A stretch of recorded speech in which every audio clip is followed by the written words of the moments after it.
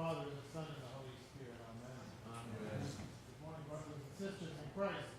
Today, we're reading from Matthew chapter 5, and in the Orthodox Study Bible, the title is called Disciples in the World.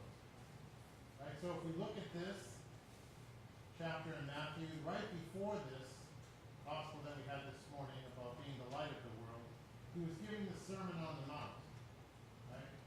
We're familiar with the Sermon on the Mount and what he said and what he was telling everyone, and it was a long list of how things from the Old Testament meet the New Testament, right?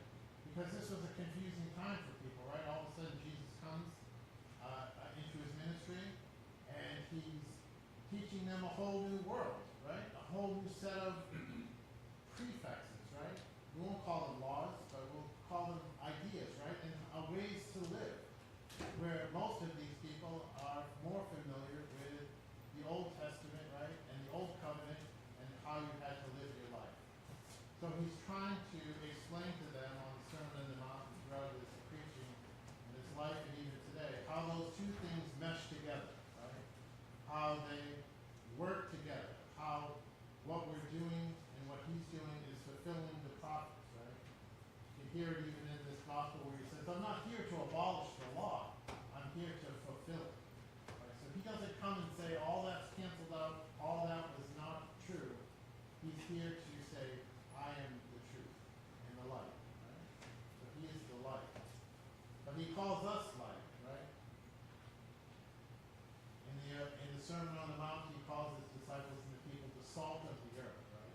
And now he's calling them the light. He's the new light of the world, right?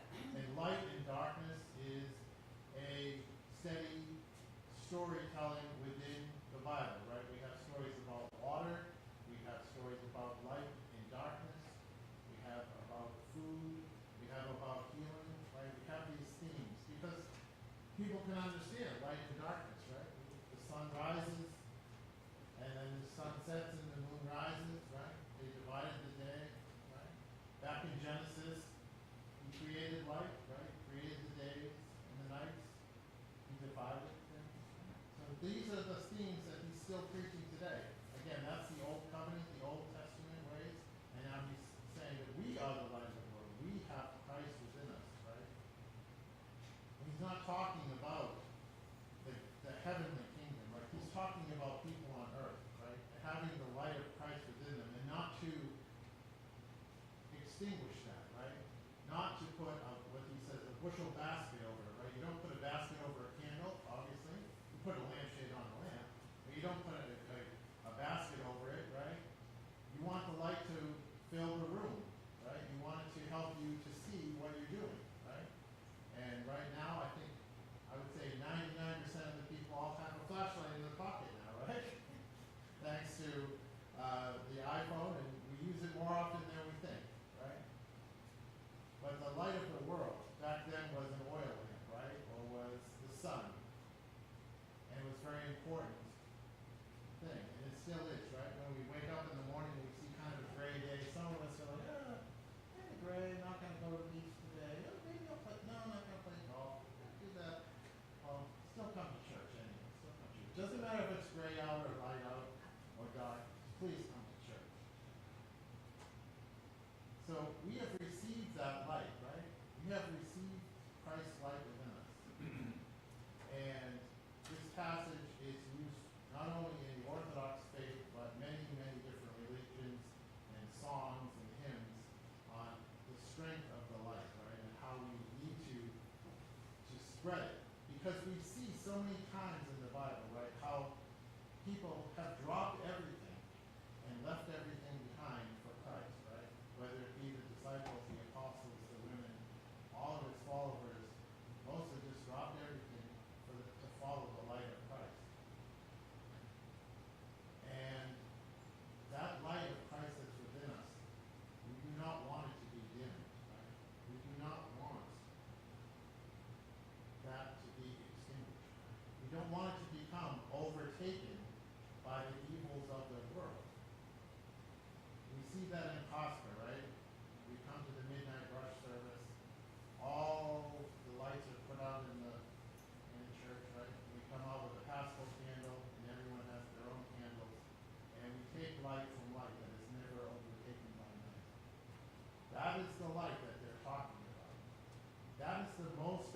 try to understand with our own minds the light of Christ. It's a hard thing to understand. Right? There are many difficult things that we ponder upon. What is they talking about? This light of Christ? What are they talking about? There's no light of Christ. Right? It's not a physical light, right? It's the outpouring of love. It's the understanding of peace, right? It's the giving of neighbors. It's the worshiping of one God, right? It goes back to the commandments, right? That Moses took, right? This is the marrying of the old and the new within this.